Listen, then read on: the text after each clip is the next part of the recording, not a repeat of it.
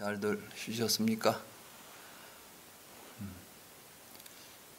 우리는 사념처 가운데 신념처, 우리가 내 몸이다, 나라고 생각하고 있는 이 몸, 이것에 대해서 이것은 죽으면 뼈가 되고 살은 흩어져 버리고 흔적도 없이 사라져 버리는, 살아서는 온갖 오물들이 가득 차 있는 여러 가지 장기들이 모여 있는 이러한 존재에 지나지 않는다. 이걸 이제 여실하게 통찰함으로 인해서 몸을 통해서 일으키고 있는 나라는 생각, 내 것이라는 생각, 이런 생각으로부터 우리가 자유로워져야 된다. 그 다음에 이제 감정을 어떻게 통찰할 것인가. 우리는 살아가면서 여러 가지 기쁘고 즐겁고 또는 슬프고 괴로운 감정들을 느끼게 됩니다. 어찌 보면 우리 인생은 이러한 희노애락의 감정 속에서 흘러간다고 볼 수도 있겠습니다. 우리가 말하는 행복도 알고 보면 즐거운 느낌을 느끼면서 사는 걸 행복이라고 말하는 것이겠죠. 그래서 마치 우리는 이 느낌을 느끼고 있는 내가 있다, 또는 느낌 그 자체를 자기라고, 자기와 동일시하고 이걸 실체시하는 이러한 삶에 익숙해져 있습니다. 이제 사념처 수행을 통해서 이러한 느낌에 대해서 여실하게 통찰해야 된다는 게 이제 부처님의 가르침입니다. 11번을 같이 한번 살펴보겠습니다. 비구들이여, 비구는 어떻게 감정을 관찰하면서 감정에 머무는가? 제가 이 감정이라고 번역한 게 외다나 수입니다. 수, 한문으로 수라고 그러죠. 신수, 신법 또는 색수상행식할 때의 수. 이거는 이제 느낌이라고도 할 수 있고, 저는 이제 느낌 또는 감정이라고 번역을 하고 있습니다.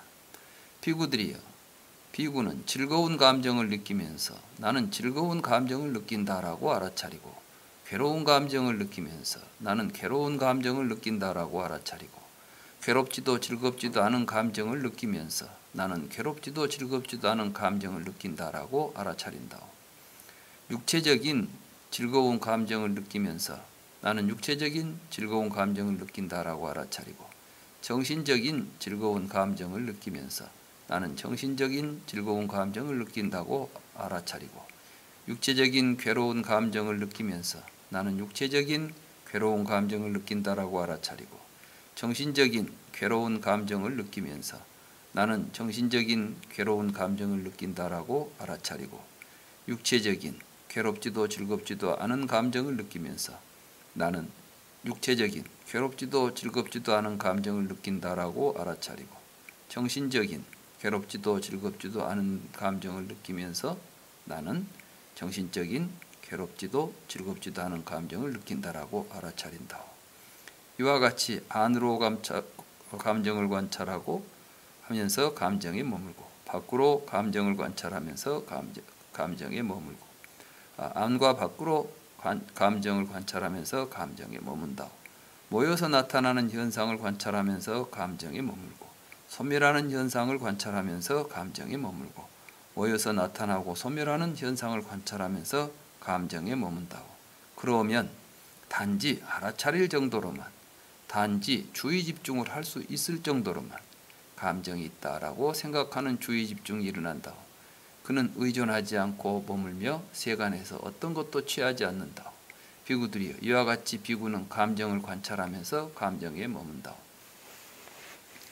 우리는 우리의 감정, 안팎으로 느껴지는 또는 육체적이고 정신적인 이러한 감정들을 느끼면서 그것을 취해 가지고 좋은 것, 나쁜 것, 나, 남, 이러한 여러 가지 생각들을 일으키게 됩니다. 그런데 이제 수념처를 통해서 세간에서 어떤 것도 취하지 않음으로 인해서 이러한 감정들을 자기화한다거나 또는 적대화한다거나 또는 애착한다거나 이러한 이제 생각들을 멈추게 된다. 이런 말씀이 되겠습니다. 다음에 이제 마음을 관찰하는 법입니다. 비구들이여, 비구는 어떻게 마음을 관찰하면서 마음에 머무는가? 비구들이여, 비구는 탐욕이 있는 마음을 탐욕이 있는 마음이다라고 알아차리고 탐욕이 없는 마음을 탐욕이 없는 마음이다라고 알아차린다. 성냄이 있는 마음을 성냄이 있는 마음이다라고 알아차리고 성냄이 없는 마음을 성냄이 없는 마음이라고 알아차린다. 어리석음이 있는 마음을 어리석음이 있는 마음이라고 알아차리고 어리석음이 없는 마음을 어리석음이 없는 마음이다라고 알아차린다. 넓은 마음을 넓은 마음이다라고 알아차리고 옹졸한 마음을 옹졸한 마음이다라고 알아차린다. 최상의 마음을 최상의 마음이다라고 알아차리고 무상의 마음을 무상의 마음이다라고 알아차린다. 삼매에 든 마음을 삼매에 든 마음이라고 알아차리고 삼매에 들지 않은 마음을 삶에 들지 않은 마음이라고 알아차린다. 해탈한 마음을 해탈한 마음이다라고 알아차리고 해탈하지 않은 마음을 해탈하지 않은 마음이라고 알아차린다. 이 과정에 우리는 이제 탐진치에 휩싸여 살면서도 자기가 일으키고 있는 마음이 탐욕이 있는 마음이라는 것을 모르고 살아갑니다. 당연하다고 생각하죠. 그런데 이제 자기의 마음을 대상으로 해서 어떤 욕심이 일어났을 때 이게 욕심이 일어나고 있구나. 욕심이 일어났으니까 통찰하다 보면 욕심이 사라지면 이게 이제 집과 멸을 관찰하는 것이죠. 욕심 이런 마음이 일어나고 사라지고 느낌도 일어나고 사라지고 몸에 대한 생각도 일어나고 사라지고 사실은 이제 통찰을 하다 보면 자연스럽게 욕심이 항상 우리 마음속에 자리 잡고 있는 건 아니죠. 어떤 대상을 통해서 욕심이 일어날 때도 있지만 또 사라지기도 하고 이렇게 있을 때 이제 욕심이 생기면 지금 욕심이 일어났구나. 화가 일어났을 때 화가 일어났구나. 알아차리는 것입니다. 불교 수행의 방법은 아주 단순합니다. 주의 집중하여 알아차리라는 것입니다. 화가 났을 때 우리는 어떻게 화를 다스려야 될까요? 욕심이 일어났을 때 어떻게 욕심을 다스려야 될까요? 예를 들어서 화가 났는데 우리는 두 가지 중에 하나를 선택합니다. 참거나 또는 화를 풀거나. 그래서 이제 화를 참게 되면 꾹꾹 눌러놓죠. 그런데 도저히 참을 수 없는 상태에 이르게 되면 이제 폭발하게 됩니다. 그러니까 그동안 모아놨던 화가 한꺼번에 터져버리는 것이죠. 그런가 하면 이제 화를 풀게 되면 화는 화를 먹고 자란다고 합니다. 처음에는 화를 조그맣게 내다가도 화를 자주 내다 보면 점점 더 그 화를 내는 빈도나 강도가 커집니다. 그러니 우리는 어떻게 이 화를 다스려야 되겠습니까? 화를 다스린다는 것은 참는 것도 아니고 푸는 것도 아닙니다. 그건 알아차리는 것입니다. 내가 화가 났다. 지금 화가 났구나. 화를 일으키면 이게 좋은 일이 아니다. 이게 이제 십념처를 우리가 사념처를 하게 되면 사정근으로 이어진다고 그랬죠. 화를 일으키는 마음, 이게 좋은 마음입니까? 좋지 않은 마음입니까? 근데 이 마음을, 화나는 마음을 지켜보고 있으면, 내가 화가 나 있다는 사실을 알아차리고 있으면 화는 자연스럽게 줄어들고 소멸하게 됩니다. 이런 걸 자주 지켜보면서 이런 식으로 나는 이제 화를 다스려야 되겠다. 이렇게 해서 좋은 선법 이런 것들은 증장시키고 악법은 소멸시키고 이게 이제 사정근이죠. 그렇게 해서 우리의 마음이 이러한 화로부터 자유롭게 되고 이렇게 되면 이제 우리는 그걸 보고 사여의족이다. 이렇게 또 신족이다. 이렇게 말하는 것입니다. 이런 식으로 사념처 수행을 이제 해 가는 과정에서 가장 중요한 것은 집중해서 내 마음의 여러 움직임들을 집중해서 그것을 있는 그대로 알아차리는 일입니다. 그러다 보면 우리의 마음은 이제 점점 더 어리석은 마음 탐진치로부터 벗어나 가지고 넓어지고 또 더 뭐랄까요, 여기서는 이제 최상의 마음이다, 무상의 마음, 위 없는 마음이다 그러는데 더 훌륭한 마음으로 우리의 마음이 성숙하고 발전하게 되어 있습니다. 이렇게 될 때 이제 우리의 마음은 삼매에 들어갈 수 있고 삼매에 들어가서 해탈을 체험할 수가 있습니다. 이때 우리들이 이제 그때마다 우리의 수행을 통해서 우리의 마음이 변화해가는 과정 속에서도 끊임없이 그 변화된 내용들을 놓치지 않고 알아차리고, 그랬을 때 해탈했을 때 내가 해탈했다는 것을 알게 되는 것이죠. 이렇게 알게 되는 걸 해탈직연이다. 우리가 이제 5분 법신 가운데 개정해 해탈직연이라고 하지 않습니까? 이런 과정들이 다 사념처 수행을 통해서 성취되는 5분 법신이다. 이렇게 말할 수가 있겠습니다.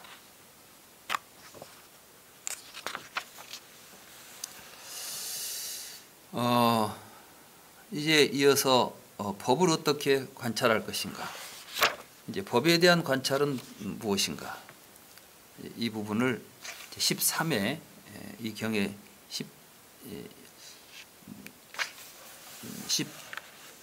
13문단에 보면 비구들이여 비구는 어떻게 법을 관찰하면서 법에 머무는가?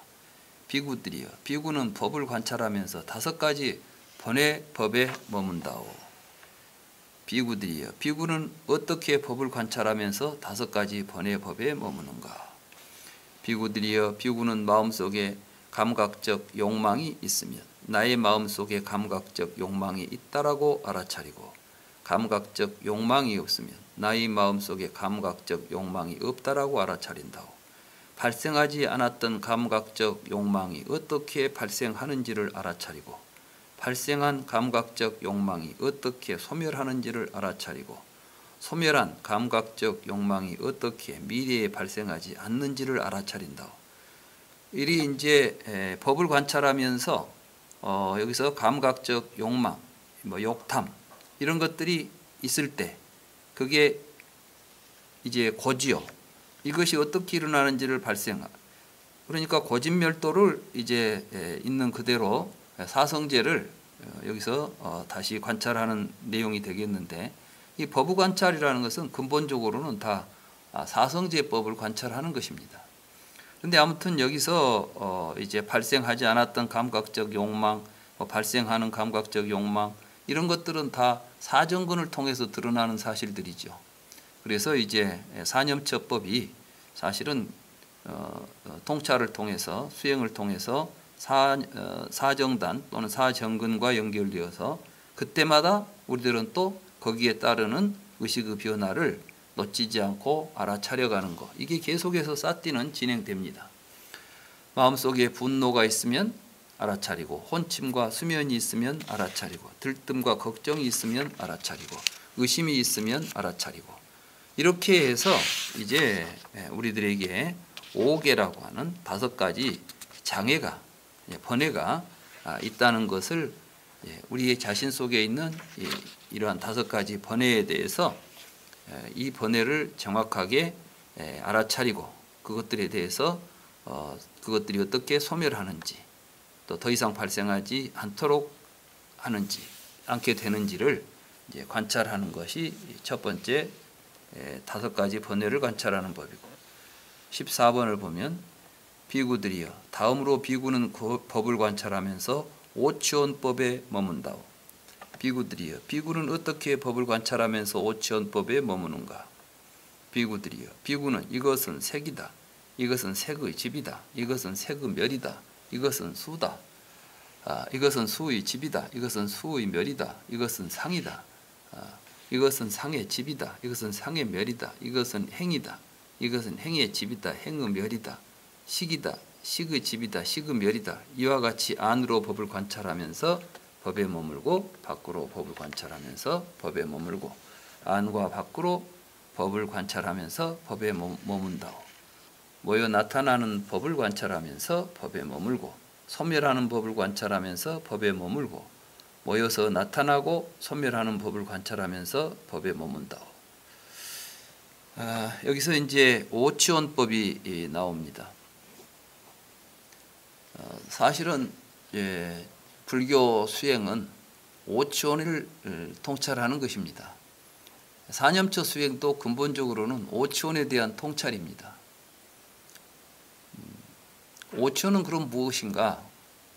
오치원은 바로 고성제입니다. 불교에서 말하는 괴로움은 다른 말로 말하면 오치원입니다. 그 오치원은 무엇이니, 어찌하여 오치원이 괴로움인가? 오치원은 우리가 자아로 취하고 있는 것들입니다. 우리는 이 몸의 형태를, 몸이 가지고 있는 여러 가지 형상들을 나라고 취하고 있습니다. 또 이 몸을 통해서 몸을 가지고 살아가면서 일어나는 여러 가지 느낌을 나라고 취합니다. 생각이나 의지나 의식을 나라고 취합니다. 이걸 오치원이라고 부릅니다. 아마 제가 여러 불교 강의를 통해서 오치원에 대한 이야기, 사성제에 대한 이야기는 그동안 이제 익히 많이 해왔기 때문에 제 강의를 들으신 분들은 쉽게 이해하실 수가 있을 것입니다. 불교가 괴로움의 소멸을 목적으로 한다고 한다면 먼저 괴로움의 실체를 밝히는 일이 우선돼야 할 것입니다. 그 괴로움의 실체로서 드러난 것이 오치원입니다. 다른 말로 말하면 내가 있다고 하는, 나라고 하는 망상인 것입니다. 우리는 이 육신이 가지고 있는 여러 형태들을 나라고 생각합니다. 그리고 나라고 취하고 있습니다. 우리 의식이, 마음이 그것을 나라고 붙잡고 있는 것입니다. 여러분들의 감정을 우리는 나라고 붙잡습니다. 기분이 나쁘다. 나는 기분이 나쁘다. 이렇게 말하죠. 나는 기분이 나쁘다라는 말 속에는 그 감정, 나쁜 감정을 나라고 취하고 있는 형태입니다. 이처럼 이건 내 생각이다. 나는 이렇게 생각한다. 생각을 나라고 보고 있는 것이죠. 나는 이것이 하고 싶다. 그 하는 어떤 무엇을 원하는 의지의 주체로서 자아를 취하고 있는 것입니다. 내가 무엇을 보았다. 보고 있는 어떤 실체로서의 자아를 우리는 상정을 하고 있는 것입니다. 그렇기 때문에 그걸 나라고 생각하기 때문에 그 나에 대해서, 그 내가 태어나서 늙고 병들어 죽는다는 생각도 하게 되고, 그 나에게 좋은 것이 있고 나쁜 것이 있고, 나를 행복하게 해주는 것이 있고 불행하게 해주는 것이 있다. 이런 갖가지 생각들이 오치원을 중심으로 해서 일어나고 있습니다. 그래서 이제 오치원은 무엇인지, 오치원은 어떻게 해서 형성되고 어떻게 하면 소멸하는 것인지, 다시 말해서 나라고 하는 망상, 5가지 자아라고 취하고 있는 망상들이 어떻게 일어나고 또 어떻게 하면 소멸하는지를 놓치지 않고 알아차리는 것, 관찰하는 것, 이걸 또 법념처라고 여기서 부르고 있는 것입니다. 그러니까 결국 여기서 이제 부처님께서 말씀하신 교리들은 알고 보면 다 이렇게 자아와 연결되어 있는 것입니다. 부처님께서 자기 자신에 의지하고 남에게 의지해서는 안 된다라고 말씀하셨을 때 내가 의지해야 될 나는 구체적으로 어떤 것이었냐? 사실은 오원이고 12입처고 이게 전부 다 자아와 연결되어 있는 것입니다. 자, 그것에 의지해서 우리가 나라고 붙잡고 있는 그것에 의지해서 나의 실상을 밝혀서 자아라고 하는 망상으로부터 벗어나야 된다. 그걸 가르치고 있는 게 붓다의 다르마입니다. 다시 말해서 부처님의 가르침인 것입니다. 그래서 여기서 이제 다르마에 대한 통찰, 법에 대한 통찰은 우리들의 진정한 수행이나 참된 삶을 가로막고 있는 5가지 장애들, 그리고 이러한 장애들로 인해서 우리가 일으키고 있는 자아라는 망상, 이러한 자아라는 망상이 일어나는 가장 근본적인 구조인 12입처, 이런 것들을 이제 통찰하는 것을 법념처라고 부릅니다.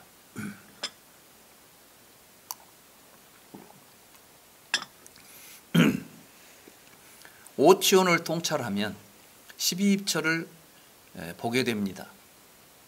왜냐하면 우리가 나라고 생각하는 이 5가지 망상, 다시 말해서 몸, 우리들의 몸으로 형색을 지니고 있는 이러한 몸, 또는 감정, 이성, 의지, 의식, 이런 것들은 12입처에서 연기한 것입니다. 그걸 부처님께서 이제 여러 교리를 통해서 경을 통해서 말씀하셨죠. 안과 색을 연하여 안식이 발생한다. 이렇게 안식이 발생해서 이 3가지가 서로 화합하면 이걸 촉이라고 부르는 것이다. 이 촉을 통해서 수상사가 발생한다. 이런 것들이 쌓이고 모이면 오온이 된다. 그 오온을 자아로 취하면 이걸 오치원이라고 부른다. 이게 이제 불교의 교리예요. 그럼 그 불교 교리가 그냥 이론으로 부처님께서 말씀하신 게 아니라 오온이라고 하는 우리가 나라고 취하고 있는 이 오치원을 잘 통찰하면 결국은 여러분들이 몸이라는 생각은 어디서 나온 것이에요? 눈으로 보고 귀로 듣고 손으로 만져보고 이 몸이라는 것을 우리가 알게 되죠. 그러니까 결국은 색수상행식이라고 하는 오온은 보고 듣고 냄새 맡고 맛보고 만지는 가운데 보는 것은 나고 보이는 것은 내 밖에 있는 나 아닌 것이다 라고 하는 이 분별된 인식의 구조, 이걸 이제 12입처라고 부르죠. 그래서 15번에는 오치원을 관찰하다가 다음에 이제 12입처를 관찰한다 이렇게 되어 있어요. 아마 그러한 교리의 상관관계를 모르는 사람들은 오온은 오온대로 관찰하고 12처는 12처대로 관찰하는 것으로 생각을 합니다. 그러니까 이제 아비달마 불교에서 오온을 관찰하면은 색은 물질이고 오온은 오온대로 관찰해가지고 분석해버리고 12처는 12처대로 관찰해서 이제 분석하다 보니까 오온과 12처는 각기 다른 다른 별개의 독립적인 교리처럼 이야기를 하게 되는 것입니다. 지금 우리 주변에 이해되고 있는 불교가 전부 이렇게 모든 교리들이 다 뿔뿔이 각각이 독립된 내용을 가지고 이해되고 있습니다. 불교는 그렇게 부처님은 그런 가르침을 펴지 않았습니다. 실제로 아함경이나 니까야를 읽어보면 부처님께서는 어떻게 오온이 형성되는가를 설명하셨고 그 오온이 형성되는 과정의 출발점으로서 12입처를 이야기하고 계시는 것이죠. 그러니까 자연스럽게 오온을 통찰하다 보면 더 근본적인 통찰을 할 수밖에 없는 것이고 더 근본적인 통찰에 갔을 때 12입처가 통찰의 대상으로 떠오르게 되는 것입니다. 그래서 다음으로 이렇게 되어 있죠. 비구여 다음으로 비구는 법을 관찰하면서 6가지 내외 입처의 입처법에 머문다. 이 내외 입처, 6내외 입처를 합쳐서 12입처라고도 부르고 또는 6내입처, 내육입처, 외육입처 이런 식으로도 부릅니다. 비구들이여, 비구는 어떻게 법을 관찰하면서 내외 육입처의 법에 머무는가? 비구는 보는 나를 알아차리고 보이는 형색들을 알아차리고 그 둘을 의지하여 결박이 발생하는 것을 알아차린다. 제가 여기서 이제 착쿠라고 하는 짝쿠라고 하는 그 눈, 우리가 보통 눈이라고 하죠. 짝쿠, 그렇죠? 짝쿠. 이 눈이라고 우리가 번역하는 것을 저는 여기에서 보는 나라고 번역을 했어요. 우리가 만약에 눈 그러면 이때는 이제 얼굴에 붙어 있는 눈이 밖에 있는 뭐 색을 본다 이런 식으로 생각하기가 쉬운데 이때 짝쿠는 얼굴에 붙어 있는 신체 기관으로서의 눈을 의미하는 것이 아니라 이제 근과 입처라는 의미에서 크게 2가지로 눈이라는 짝쿠라는 말이 사용되는데 근이라고 할 때는 지각 활동을 의미합니다. 눈으로 보는 일, 지각 활동. 지각 활동을 통해서 뭐가 드러나냐 하면은 색이 드러나죠. 여러분들이 눈으로 보니까 색이 나타난다는 이야기예요. 그럴 때 우리는 이제 이것을 근경으로 말하면은 아는 근이고 색은 경이 되는데 우리들이 지각 활동을 할 때 우리는 어떤 생각을 하느냐? 누가 본다고 생각합니까? 눈이 본다고 생각합니까? 눈을 통해서 내가 본다고 생각합니까? 얼굴에 붙어있는 눈이 본다고 생각하지 않죠. 그러니까 이제 지각 활동을 할 때 우리는 항상 아니 보는 놈이에요. 보는 놈이 보이는 것을 보는데 보이는 것도 그러니까 보는 놈이 있으면 그와 상대적으로 보이는 놈이 있다는 이야기를 하는 거죠. 우리들은 보이는 놈이 있으니까 볼 거 아니에요. 그렇게 생각하죠. 그러니까 보는 놈이 있다면 보이는 놈도 있겠죠. 보는 놈과 보이는 놈은 서로 동일한 존재입니까? 다른 존재입니까? 우리들은 서로 다르다고 보죠. 근데 이제 그 상태를 정확하게 이해해 보자는 거예요. 그래서 이제 보는 나를 알아차리고 보이는 형색들을 알아차리고, 아, 지금 내가 보는 내가 뭔가 형색들을 보고 있구나. 이거 이제 알아차리고 그 둘을 의지하여 결박이 발생하는 것을 알아차린다. 여러분들이 어디 백화점에 갔는데 마음에 드는 물건이 있어요. 보였어요. 그럼 내가 그걸 보면 어떤 생각이 일어나요? 그걸 가져야 되겠다. 사야 되겠다. 없을 때는 어때요? 돈이 없을 때는? 그래서 돈을 벌어 가지고 와서 저걸 사야 되겠다. 이제 이때부터는 우리들이 그걸 이제 욕탐이라고 그러죠. 욕탐이 우리를 얽어매죠.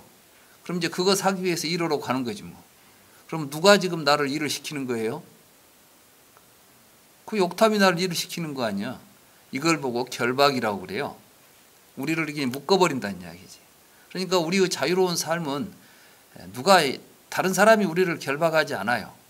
지가 스스로 결박하는 거예요. 그 이야기가 선가에서 또 보면 도신, 승찬, 도신 이런 이제 해가 스님한테서 승찬 스님이 법을 받을 때 그랬던가, 아무튼 이제 그런 법문이 있어요. 스님, 저를 해탈 법문으로 이끌어 주십시오. 저를 좀 결박을 풀고 내 마음이 결박을 풀고 해탈할 수 있도록 좀 저를 가르쳐 주십시오.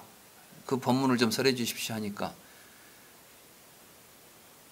누가 너를 결박했느냐 이렇게 물었어요. 우리는 마치 나를 결박하는 놈이 나와 별개로 따로 있다는 생각을 하지요. 그런데 모든 결박은 나 자신에게서 일어나고 있는 내 마음에서 발생한 탐진치지 않아요. 그렇죠? 그걸 깨닫는 거예요. 그러니까 내가 욕심 버려버리면은 그 욕심은 결박이라는 것이 외부에서 나를 묶고 있다면 내 마음대로 내가 풀어낼 수가 없겠죠. 그렇지만 이 결박이라는 건 내가 스스로 묶어놓고 있는 거야. 그 실체가 있는 거예요, 없는 거예요?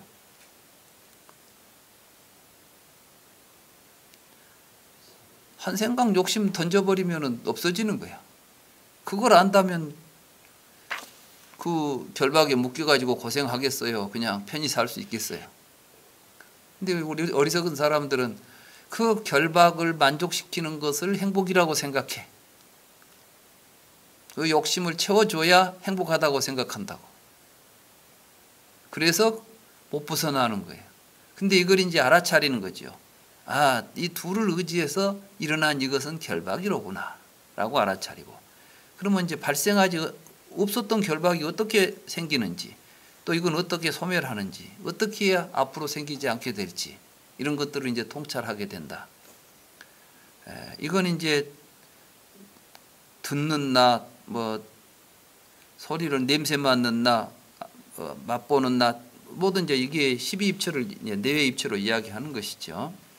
그러니까 결국 12입처를 통해서 이제 보는 눈으로 보는 내가 무엇을 보고 결박이 되면 이런 것들을 통해서 이제 보고 듣고 냄새 맡고 맛보는 신체적 구조를 나라고 집착하게 돼요.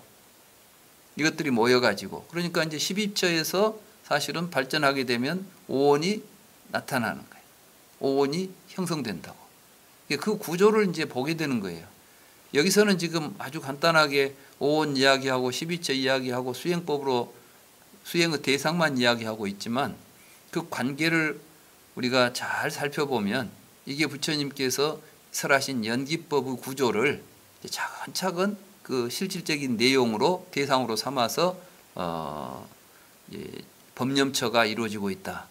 이렇게 이해할 수가 있는 것입니다.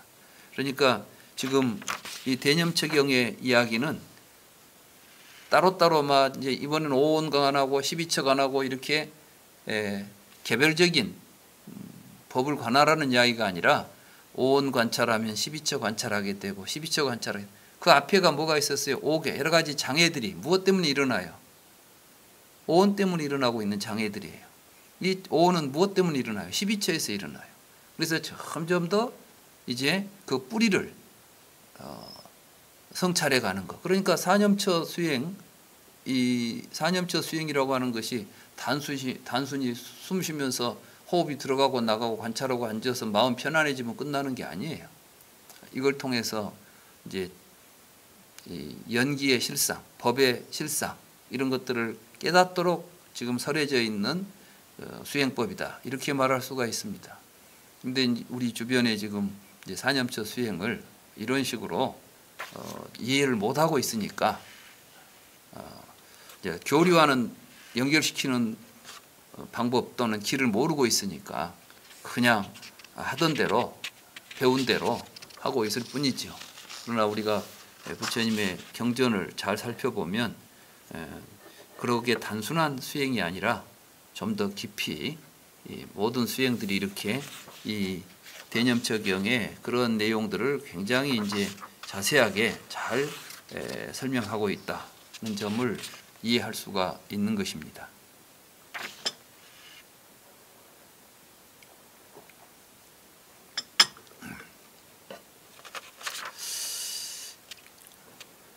자, 비구들이여 다음으로 16번 문장 보겠습니다.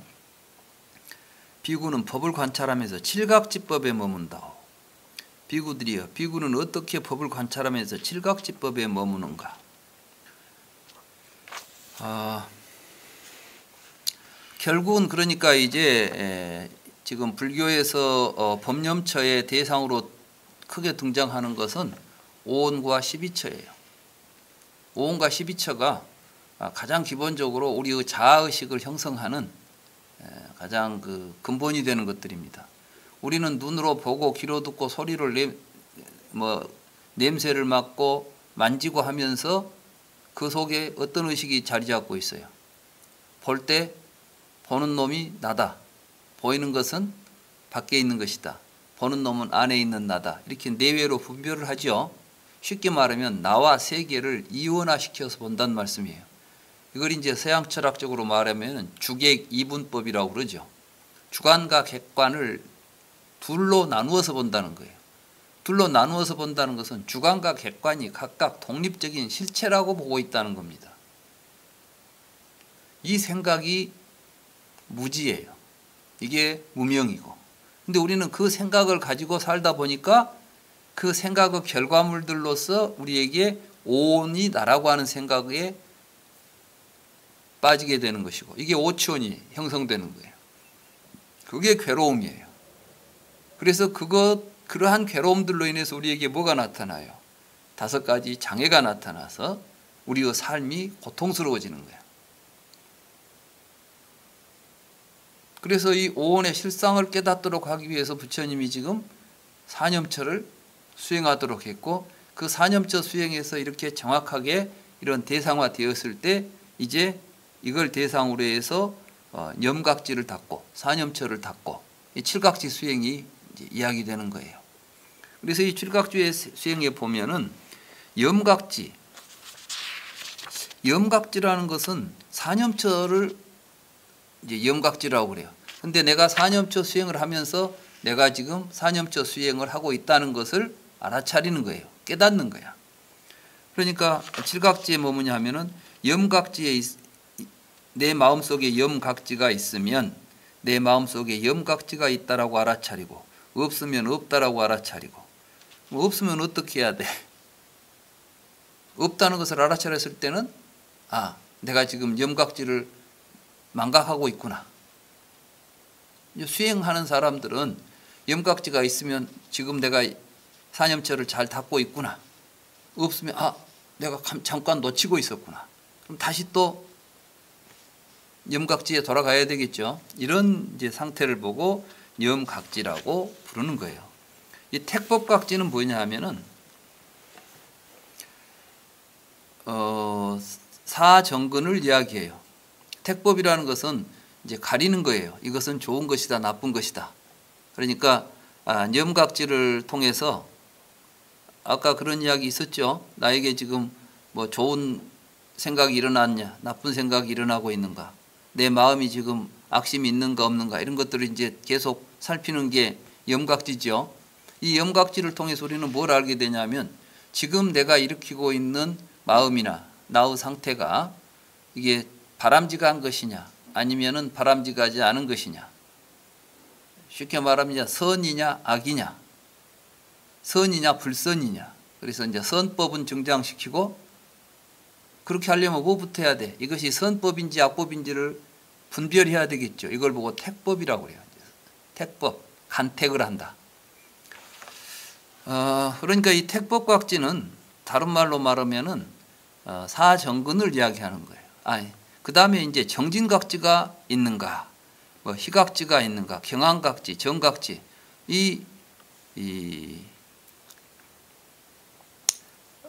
정진각지는 다른 말로 말하면은 사정근에서 이제 여의족, 오근, 오력 이런 것들 다 이제 정근에 해당하는 거예요. 정진에 해당하는 것이고, 희각지, 경안각지, 정각지, 사각지가 뭐냐 하면 이게 이제 사선정을 닦을 때 사선정을 닦는 단계예요. 그래서 초선정에서 이제 희가 생기고 뭐 몸과 마음이 편안해지고 선정에 들어서 사념청정해지는 거 있지. 사선정에 가면 이제 이 마지막 제4선에 가면은 사심이 생기죠.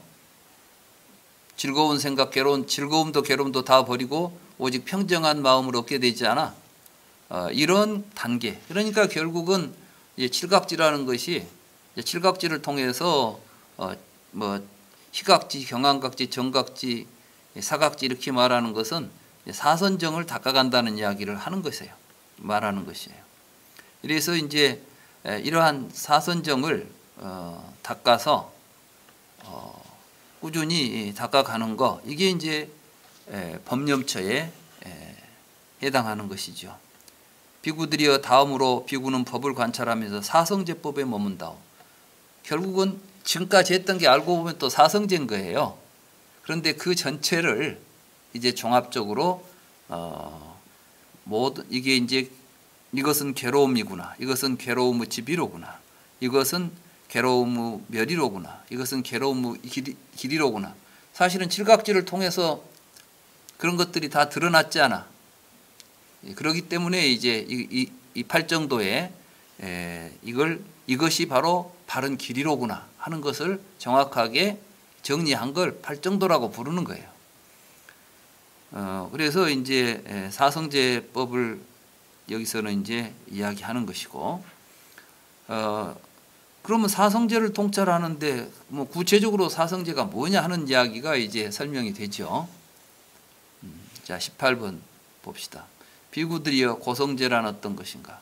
태어남은 괴롭고 늙음은 괴롭고 병은 괴롭고 죽음은 괴롭고 슬픔, 비탄, 고통, 근심, 불안은 괴롭고 원하지 못하는 것은 괴롭다고. 한마디로 말해서 오치오는 괴롭다. 그러니까 이제 이 뭐가 고성제란 뭐이냐? 이 생로병사가 괴롭다라고 우리가 이제 느끼죠. 근데 결론적으로 한마디로 말하면 나라는 놈이 괴로운 놈이구나. 내가 있으니까 괴롭구나. 오천이 곧 괴로움이구나. 이걸 깨닫는 거예요. 많은 사람들이 내가 괴로우니까 괴로운 나는 놔두고 괴로운 나를 행복하게 만들어주려고 하죠. 몸을 편안하게 해줘야 되고 내 기분을 맞춰줘야 되고 내 생각대로 돼야 되고 뭐 이런 생각으로 살잖아요.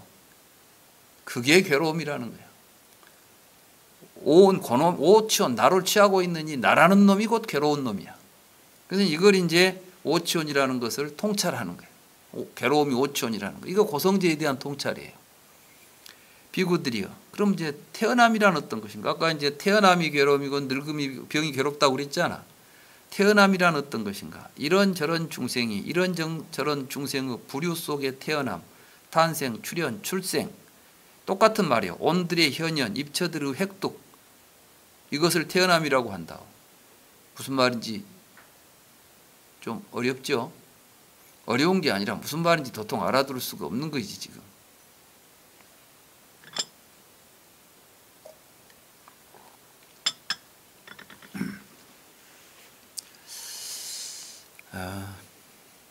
이런저런 중생이 이런저런 중생의 부류 속에 태어남이라고 이야기하고 있어요. 그죠? 이 말이 무슨 뜻일까요?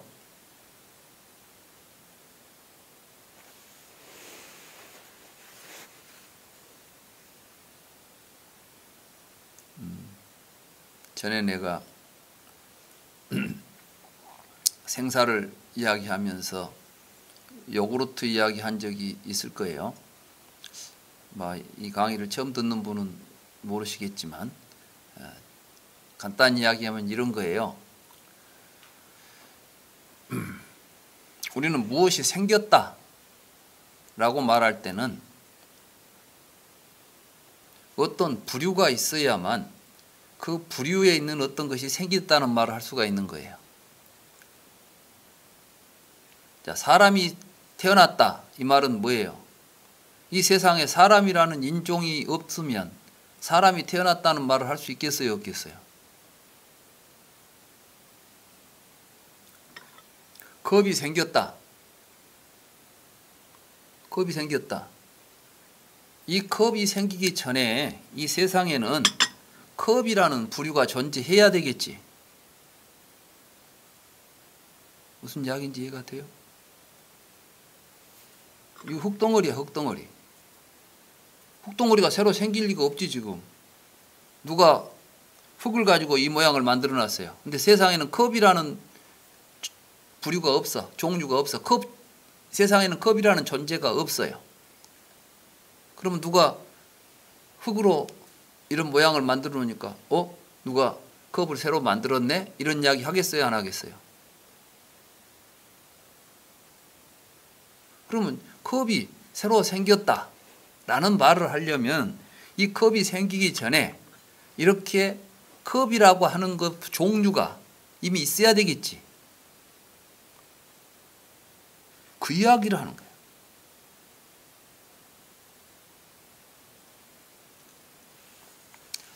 어떤 동물이 하나 태어났어요. 근데 이게 개도 아니고 고양이도 아니고 뭣도 아니야. 그런데 우리는 이게 태어났으면은 우리가 생각하는 어떤 부류로서 소속될 때 그것이 태어났다는 말을 쓰는 거이지.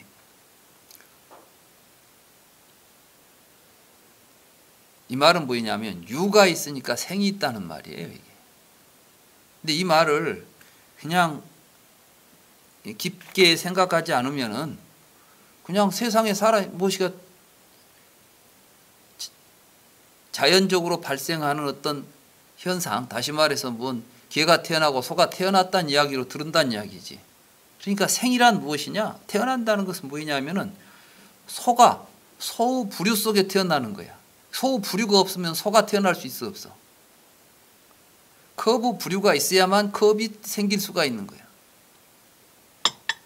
책상의 부류가 있어야만 책상이 세상에 새로 생길 수가 있는 거라고. 그 이야기를 다시 하면 뭐가 되느냐? 이게 탄생이고 출현이고 출생이야, 이게. 탄생한다거나 출현한다거나 출생한다는 것은 뭐야? 무엇이 어떤 부류 속에 태어나는 거야. 부류로 태어나는 거야. 이것은 또 온의 현현이에요. 온. 그러니까 이제 오온, 그러면 오온이라는 걸 취해져 가지고 우리 인간들은 지금 오온을 취해서 자라고 생각하지 않아. 이런 것들이 현현하는 것이고 입처를 얻는 것이고, 입처라는 것은 이것도 이제 자아의식이 들어있는 것이고 온도 자아의식을 형성하는 것들이에요. 이것들을 통해서 우리는 태어남이라고 한다 이렇게 말하고 있는 거예요.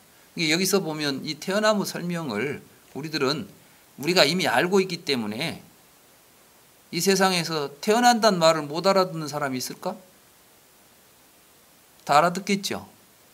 부처님이 지금 그 이야기를 왜 이렇게 복잡하게 하고 있을까요? 부처님께서 이렇게 말씀하셨는데 이걸 우리들은 자기가 알고 있는 의미로 해석해 버리는 거예요. 그러니까 생로병사를 극복하자 하는 이야기를 잘못 오해할 수밖에 없는 거예요. 늙음이란 어떤가? 이런저런 부류 속에서 늙고 노쇠하고 이가 빠지고 백발이 되고 피부가 이런 기능들을 우리는 이제 늙음이라고 부른다. 만약에 컵의 부류가 없다면 새 컵이 있고 헌 컵이 있겠어 없겠어?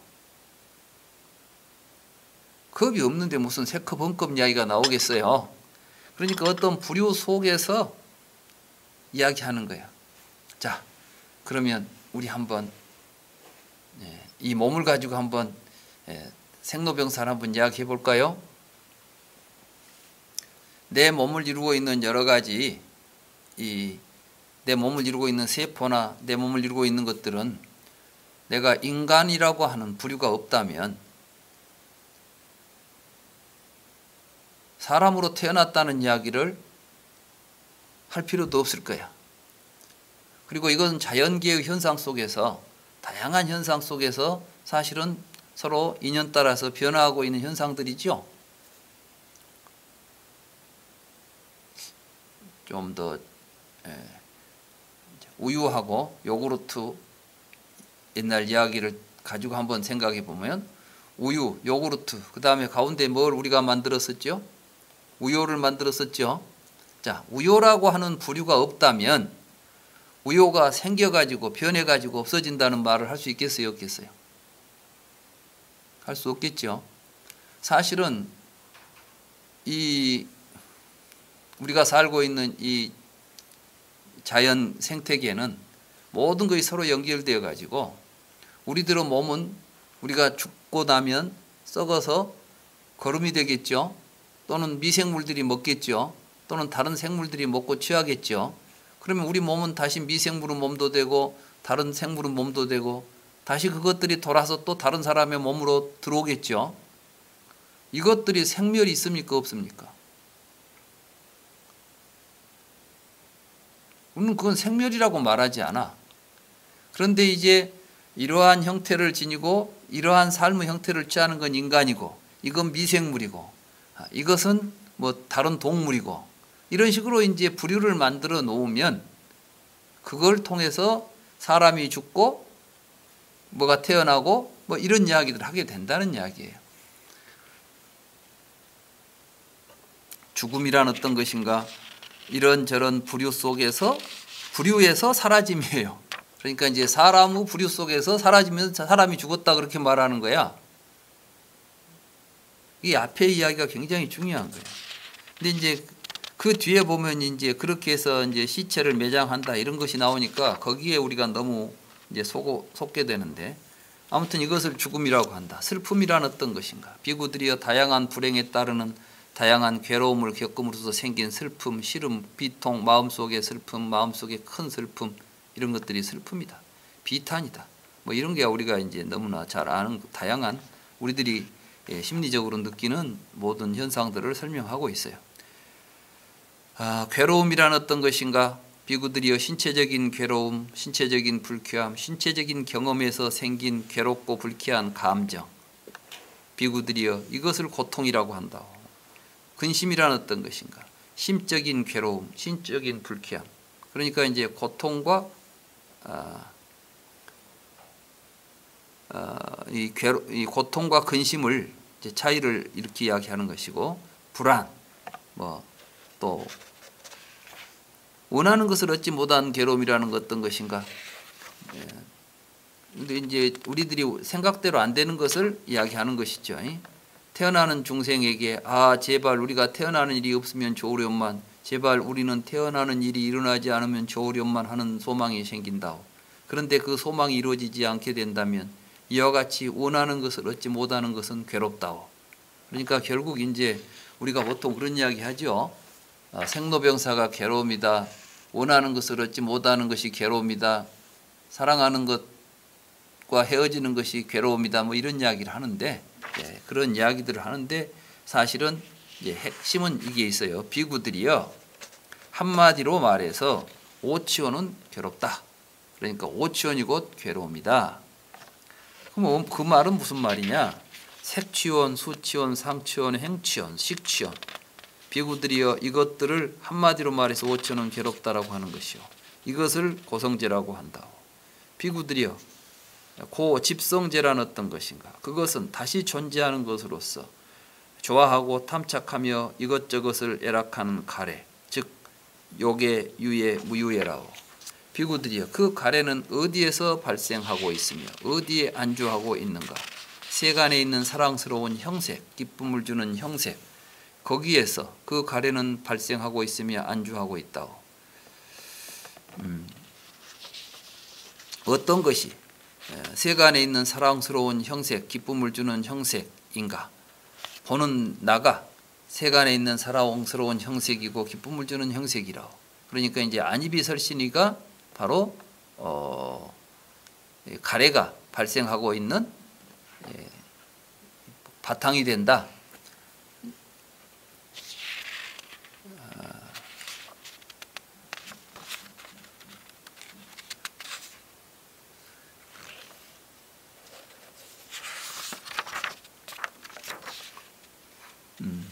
그리고 이제 안이비설신이 안식이식, 안이비설신의식, 안촉에서 생긴 감촉. 그러니까 지금 무슨 이야기를 하냐면은 12처로부터 발생하는 여러 가지 연기한 의식들로 인해서 가래가 그걸 중심으로 해서 나타나고 사라지고 있다. 그 이야기를 하는 거예요. 그러니까 우리가 이제 12연기 가운데서 유깁을 연하여 촉이 있고 수, 예취, 유생, 노사가 있다. 그 이야기를 지금 이렇게 풀면 이런 식으로 되는 겁니다. 그러니까 결국 이 법념처에서 오치원이 괴로움이다라는 사실을 알고 오치원이 형성되는 과정에 뭐가 작용한다고? 가래가 작용하는 거예요. 애가. 땅하.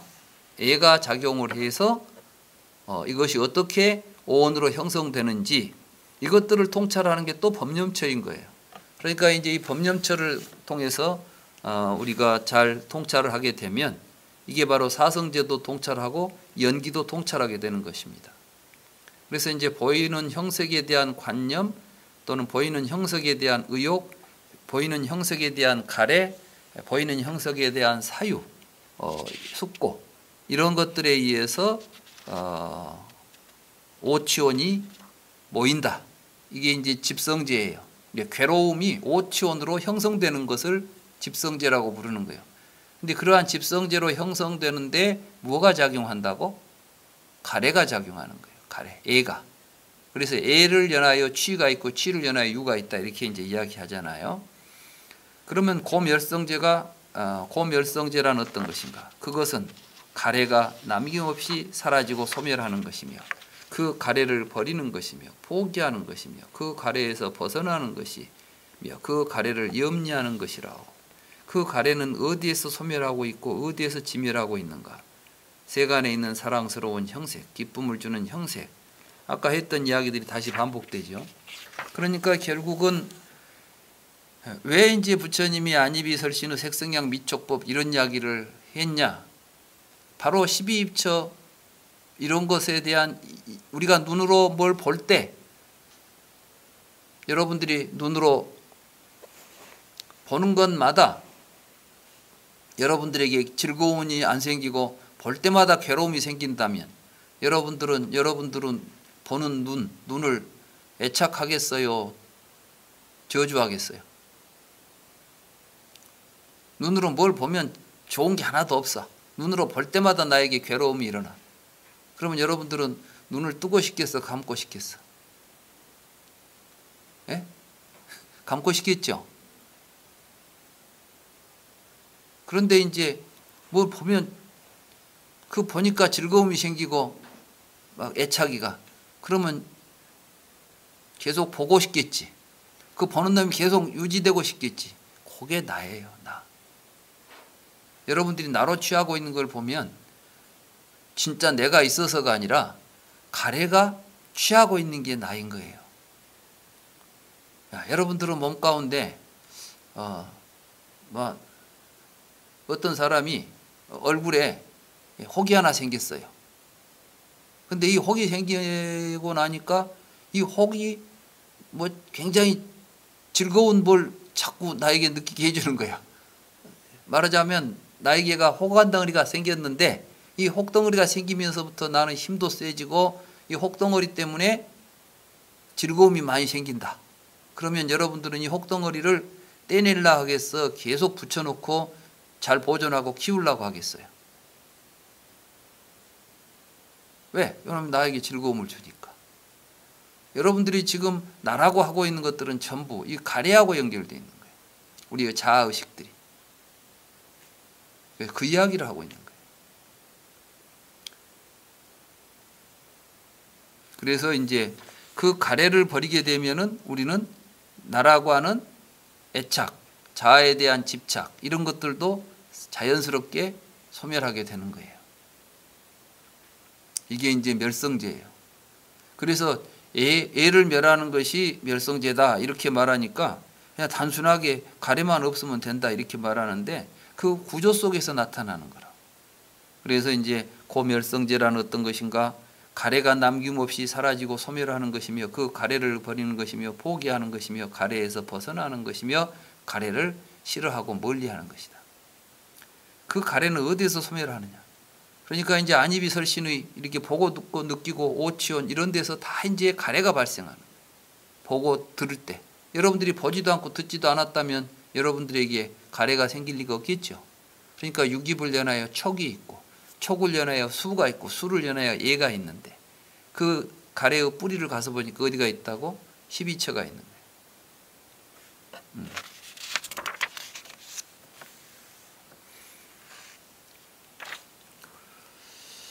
그러니 불교 교리가 왜 설해졌겠어요? 바로 이런 걸 통찰하라고 이런 식으로 통찰하도록 하기 위해서 지금 개념이 설정된 거라니까. 그러니까 우리가 사념초 수행을 제대로 하게 되면은 이 부처님의 모든 교상, 교리들이 다 그걸 수행하는데 매우 중요한 지침이 되는 거예요. 그 교리를 제대로 이해해야만 지금 이런 수행법에 대한 여기서 말하는 이 개념적용이 불교 교리를 제대로 이해해야만 이해가 되는 말씀이라니까. 그걸 이해하지 못하면 제대로 이해할 수 없는 글들이에요. 대념적용 다 읽어보지. 나도 대념적용 읽었다는 사람이 수도 없겠죠. 근데 대념적용에서 무엇을 보았냐? 다 지 생각으로 본다는 거지. 교리를 자기가 이해하고 있는 정도로만 볼 수밖에 없는 거예요.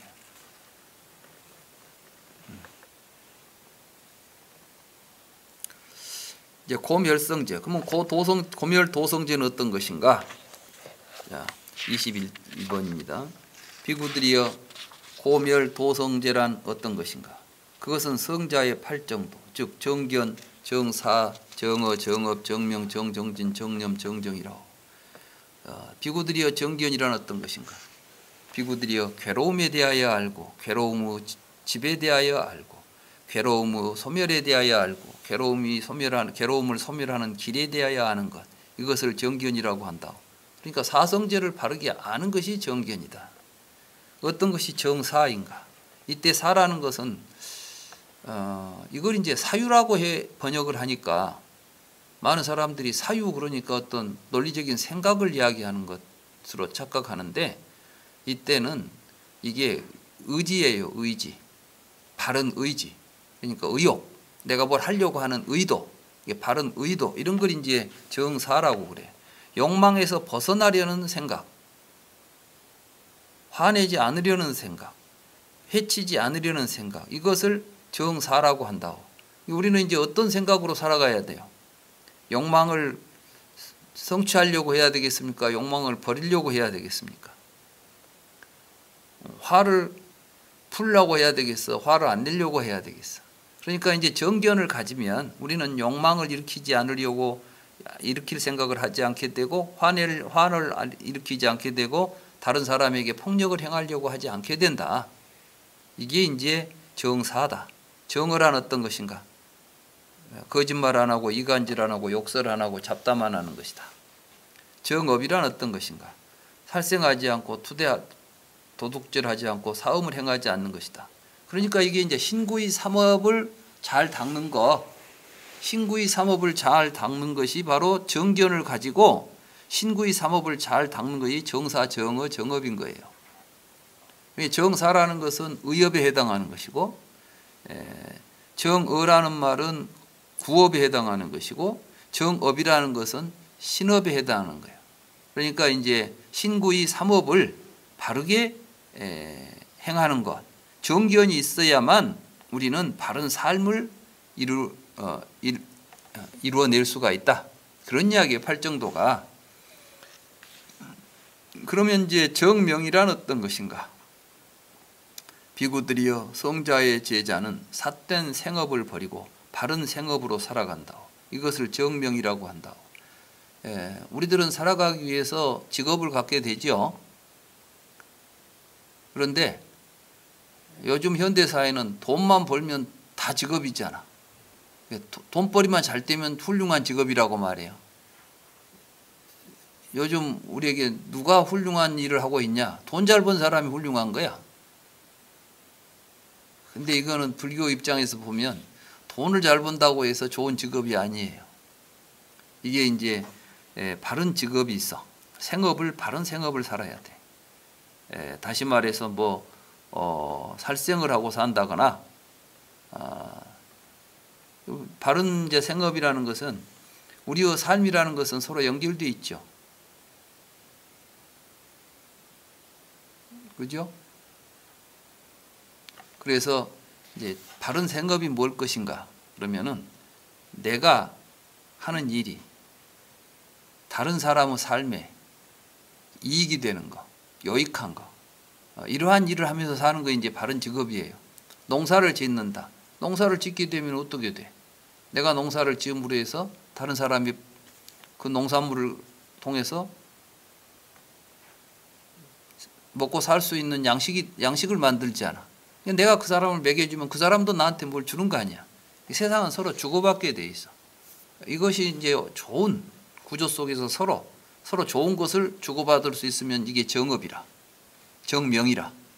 근데 서로 뭔가 좀 부정적인 것들을 서로 주고받는 구조가 되면 이걸 보고 이제 삿된 업이라고 말하는 것이에요. 정정진이란 어떤 것인가? 비구들이여 발생하지 않는 사악하고 옳지 못한 법들은 생기지 않도록 의욕을 일으키고 힘쓰고 정진하고 마음을 다잡고 노력한다고. 그러니까 이게 이제 정진이라는 말은 뭐하고 연결되냐 하면은 사정근, 사정단, 이게 다 정근하고 연결되어 있어요. 그러니까 이제 간택, 아까 그 택법각지 있었죠? 택법각지 또는 이런 것들이 다 이제 이 정근하고 연결되어 있는 거예요. 사정단 이런 것이 정진하고. 그러니까 결국 이러한 정진을 통해서 이제 정념을 얻게 되는 것이지. 그래서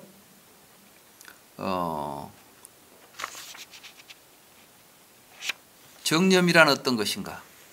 정념이란 비구는 몸을 관찰하며 몸에 머물면서 사념처 수행을 하는 것. 이것이 이제 정념이고, 정념을 통해서 우리가 얻게 되는 게 정정인데, 이 사념처 수행을 하면서 자연스럽게 뭐하고 연결이 되느냐? 사선정과 연결이 된다. 사선정에서 다시 또 벗어나게 되면 뭐가 되겠어요? 이제 여기서는 사선정까지 이야기가 되고 있는데 더 이제 이걸 넘어서 사무색정, 공처, 시처, 무소유처, 비입상처 이런 이제 관법들이 이제 이어지게 되면 이거 이제 구차제정이라고 부르는 거예요. 그래서 이와 같이 이제 정정을 우리가 이러한 정정을 포함해서 팔정도까지를 해서 사성제라고 부르는 것입니다. 그리고 이제 부처님께서는 누구든지 22번을 봅시다. 비구들이여 누구든지 7안거 동안 이 사념처를 이와 같이 수행하면 지금 여기에서 깨닫거나 유효의 불안과 둘 가운데 하나의 과를 기대할 수 있을 것이요. 비구들이여 그러므로 7안거 동안 지속하도록 하시오. 이 7안거라는 것은 안거가 우기에 한 번 있으니까 1년에 한 번씩 안거를 하겠죠. 스리랑카에서는 안거를 1년에 몇 번 합니까? 예. 이제 우리나라는 하안거, 동안거 그래가지고 안거를 2번 해. 우리는 이제 겨울이 있고 여름이 있으니까 춥고 더우니까. 그런데 저쪽 인도 쪽은 건기, 우기, 그 다음에 혹서기 이렇게 이제 세 계절이 나눠져요. 봄, 여름, 가을이 있는 게 아니라 거기는 비가 많이 오는 때 또는 건조한 때 또는 아주 더운 때. 그래서 이제 거기서는 우기, 비가 많이 올 때는 돌아다닐 수가 없으니까 그냥 앉아 있는 거야. 근데 이게 우리나라에 지금 와가지고는 거꾸로 돼 있어요. 안거는 왜 하느냐? 못 돌아다니니까 할 수 없이 안거하는 거예요. 그러면 실제는 수행이나 포교를 하는 게 이제 수행에 있어서 해야 될 일이죠. 근데 우리는 지금 안거가 제일 중요해. 안거 동안 앉아 있어야 돼. 이런 식이야. 근데 아무튼 얘기들은 7안거라는 것은 이 7년을 이야기하는 거예요. 7안거 동안 지속하도록 하시오. 누구든지 6안거 동안 또는 이제 아니면 7안거가 아니면 6안거 사념처를 이와 같이 수행하면 5안거, 4안거, 3안거. 이 이야기는 뭐냐면 부처님께서 이 부처님의 이 수행법을 7년 동안 또 할 수 있겠지만 나아가서 이제 뒤에 가면은 뭐 한안거 동안만 지속하도록 하시오. 그 다음 보면 또 누구든지 7달 동안 이 사념처를 이와 같이 수행하면 여기에서 깨닫거나 7달 동안 또는 6달, 5달, 넉 달, 석 달, 2달, 한 달, 반 달 하다가 뒤에 가면 이제 7일이 나와요. 비구들이여 누구든지 7일 동안 이 사념처를 이와 같이 수행하면 지금 여기에서 깨닫거나 유효의 불안과 둘 가운데 하나의 과를 기대할 수 있을 것이요. 그러니까 이 바르게 알고 바르게 수행하면 오랜 시간 할 것도 없다. 이런 이야기를 하는 겁니다. 우리는 지금 불교 수행한다고 불교 공부 시작한 지 10년, 20년 뭐 평생을 하고 있어도 도대체 시작하기 전하고 후하고 내가 뭘 했는지도 모르는 불교 공부를 하고 있지 않습니까? 그런데 이렇게 부처님의 가르침에 대한 올바른 이해를 가지고 바르게 수행길을 알아서 수행을 하면 일주일만 해도 다 아라한과를 얻을 수 있다. 부처님 이렇게 우리에게 말씀하시는 거예요. 불교 수행을 통해서 일주일 동안에 어떻게 아라한이 되냐. 물론 아비달마에서 이야기하듯이 뭐 초인적인 신통력을 갖추는 사람은 일주일 동안이 아니라 몇 겁을 해도 안 될 수 있습니다. 아니 될 수가 없습니다. 그렇지만 부처님이 말씀하시는 깨달음 또는 아라한 이런 것들은 우리가 우리의 삶, 나 자신과 내가 살고 있는 내 세계에 대해서 올바르게 정견을 가지고 바르게 이해하고 실천하면 누구나 다 그 실상을 깨달을 수 있다는 것입니다. 그 깨닫는 데 걸리는 시간은 제대로 알아서 바르게 하면 일주일만 해도 될 수 있고 뭐 잘 안 돼서 하지만 끊임없이 노력을 하고 그걸 그치지 않고 열심히 노력하면 뭐 7년이면 되는 것이고 뭐 이런 정도 이야기입니다. 우리 불교를 공부하시는 불자 여러분들이 이와 같이 부처님의 가르침을 바르게 이해한다면 누구나 다 뭐 일주일이면 지금 여기에서 깨달아서 아라한과를 성취하거나 아니면 최소한 조금만 더 노력해서 새로운 삶으로 자기의 삶을 변화시키면 그 다음에는 반드시 깨달음에 도달할 수 있다 하는 것이 부처님의 가르침입니다. 그래서 이제 결론적으로 비구들이여 중생이 근심과 슬픔을 극복하고 괴로움과 불만을 소멸하는 방법을 터득하여 열반을 자증할 수 있는 유일한 청정한 길은 오로지 네 가지 주의 집중뿐이다라고 내가 말한 것은 이런 이유에서 그런 것이요. 네. 불교 수행이 이런저런 수행이 있고 이것이 더 좋고 이것이 더 수승하다, 여러 이야기들이 우리 주변에 있습니다. 또 수행을 하는 수행자들끼리도 내가 하고 있는 수행이 더 낫다, 더 좋다, 훌륭하다, 이런 또 분별들을 일으킵니다. 그러나 처음 제가 말씀드렸듯이 불교 수행이라면 그것이 후대에 어떤 형식으로 변화가 되었다 할지라도 그 본질에 있어서는 이와 같이 사념처 수행을 벗어날 수가 없다. 이걸 벗어난 수행은 올바른 불교 수행이 아니다. 이렇게 말씀드릴 수가 있겠습니다. 장시간 동안 또 공부하시느라고 수고들이 많으셨습니다. 오늘